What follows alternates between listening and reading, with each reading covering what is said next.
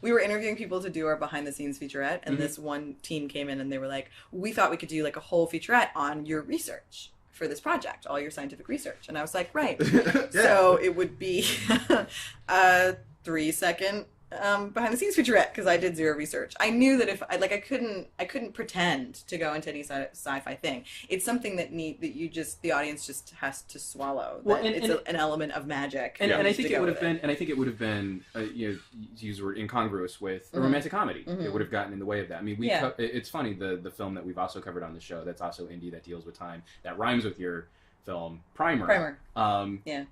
Needs to have that, the writer spent 5 years studying physics to get the language right, to explain in a meaningful fashion how time travel works, without having the old guy show up with a piece of paper. It's so effective in that movie, the way that they do it. It's completely Sorry, I shouldn't talk. No, please. I'm a big fan of that movie. But would have been completely out of place. Yeah, that's actually a great example of the opposite of what was right for my movie and what I was trying to do. But I think that movie succeeds in opposition to what I did. Definitely. No, I'm with you, because you've got one that deals exclusively with time travel and one that just presumes it. And I think the middle ground is where people just get killed. Yeah, totally. Like trying to make this movie, which is a regular movie but is also believable in a sci-fi timey fashion. Yeah. It's so annoying. It's why I love movies like Time Crimes, but it kills me when you've got someone who exists in a world where time travel is possible who can't understand that time travel is possible. So you have to have someone come out and literally draw a squiggly line and like with 2 dots, and he kind of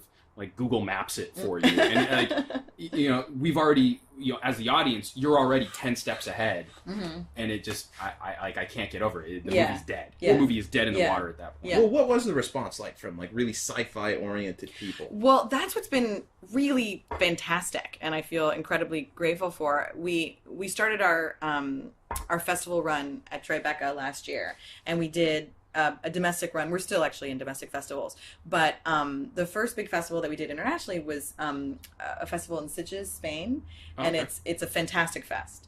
And someone recommended it to me, and I was like, great, we'll submit, sure. And that sparked off all of these sci-fi festivals exclusively in Europe. We did the Science Plus Fiction Film Festival in Italy, and I'm going to Brussels tomorrow. Well, a few weeks ago. Whoa! I went to Brussels. It was awesome. Do you have a piece of paper? You're going to have an old gray-haired guy come out and explain how he'll be here in a second. Works.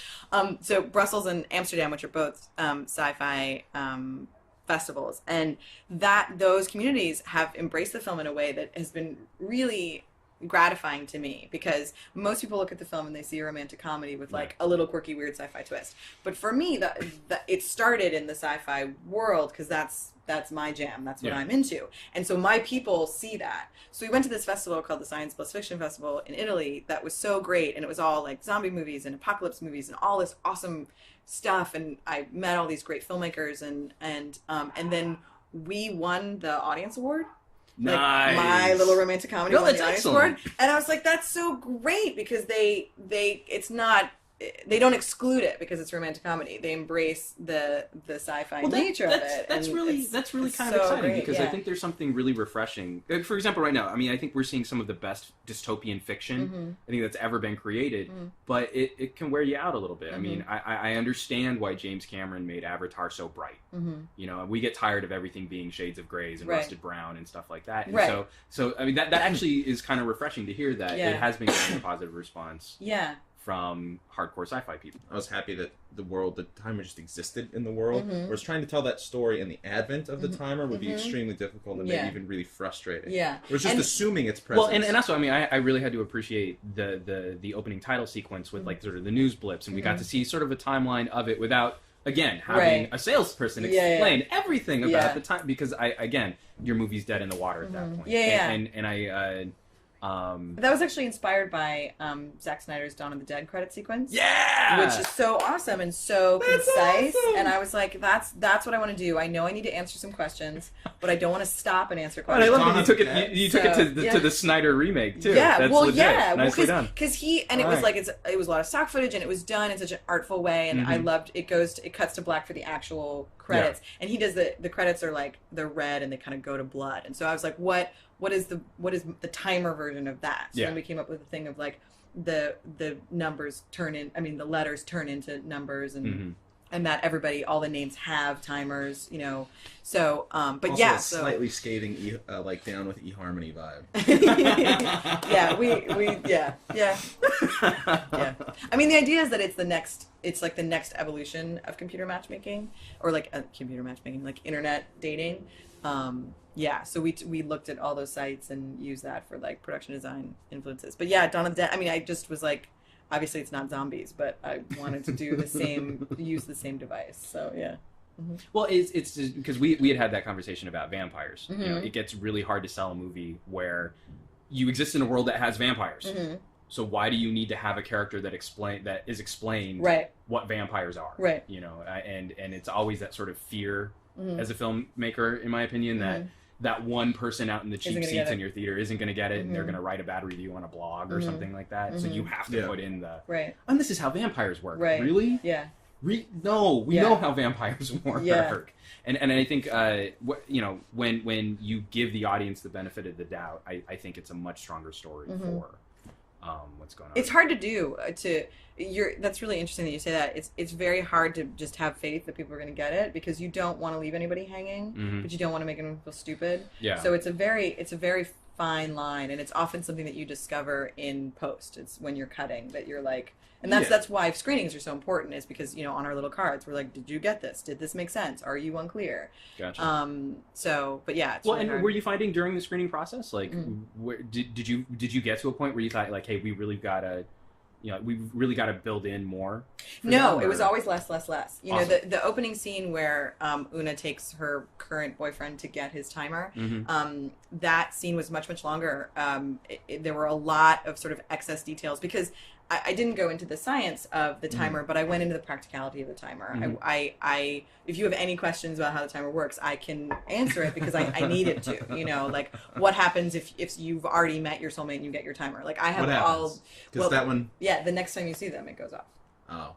Because it's eye contact. It's all about eye contact. Oh. But so in that first scene, there was a lot of that kind of like you don't like that? Lee did a lip bite. We'll talk about that later. Nobody knows what that means. I don't know what that means. But yeah, so there was a lot more sort of catching all those sort of hanging chads, I guess. Yeah. But we started pulling it out for pacing, because no one was like, pull that out. We just started lifting things here and there, and then we would ask our viewers, did you miss this? Was this unclear? And most people would be like, oh no, that never occurred to me. And we're like, okay, great, then we don't need to have that in there. So the current sort of marketplace with selling movies is very, very, very much in flux, and nobody really knows what's going on. So we made the very bold and very risky decision not to do an all rights sale. That's traditionally how movies are sold, is you're just like, hey, take all my platforms. Yeah. Platforms being video on demand, cable, DVD, and theatrical. So you broke the mold? We broke the mold, and we broke up our platforms, and we sold them individually. It's called a hybrid distribution. It means that the filmmakers have more direct access to the revenue, but it means that we're doing all the work. Yeah. So we're promoting our own movie. So that means if you support my movie, not only are you supporting the film, but you're supporting the empowerment of independent filmmakers. Do you realize you had to go with a business plan that sounds a little sci-fi? It's called the hybrid method. It looks like this. Traditionally, there's one line. Now there's 6. That's what I did. That's why I did it. Yeah. So that you could draw on the old guy paper to come in with the whiteboard and do the thing. And the movie's on Tribeca Film. Yes, Tribeca Film Video on Demand. Video on Demand. Yes. That's exciting. Yes. DVD at the end of June. Yes, and it'll be Netflix. We think it's going to be watch instantly, but available on Netflix and in some stores. I think like maybe Walmart. I'm not sure. And I think Amazon. And then theatrically in LA, April 30th. Okay. And in New York, May 14th. And excellent. You can go to timerthemovie.com for any information. Become a fan on Facebook. Follow us on Twitter. As we are. So that's exciting. Yeah. You may have noticed. It'll be good times. Yeah. And until that next time. I'm Juan. I'm Lee. I'm Jack. And have fun watching some movies. Thanks for checking us out. You didn't know we were going to roll No. call, huh? No. Surprise! Yay! But I rolled with it, didn't I? You did. You did well. I You was rolled natural. with the I call. was natural. That was excellent. Yeah. It was a good time.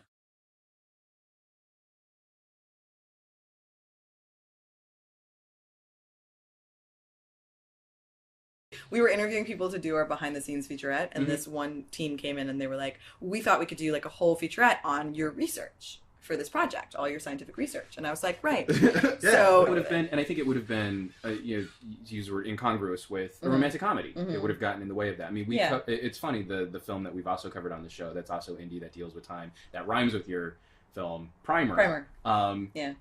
Needs to have that, you know, but would have been would have been completely out of place. Yeah, that's actually a great example of the opposite of what was right for my movie and what I was trying to do. But I think that movie succeeds in opposition to what I did. It would be a 3-second behind the scenes featurette because I did zero research. I knew that if I couldn't pretend to go into any sci-fi thing. It's something that the audience just has to swallow. Well, it's an element of magic. And I think the writer spent 5 years studying physics to get the language right to explain in a meaningful fashion how time travel works without having the old guy show up with a piece of paper. It's so effective in that movie the way that they do it. Like it's completely Sorry, I shouldn't talk. No, please. I'm a big fan of that movie.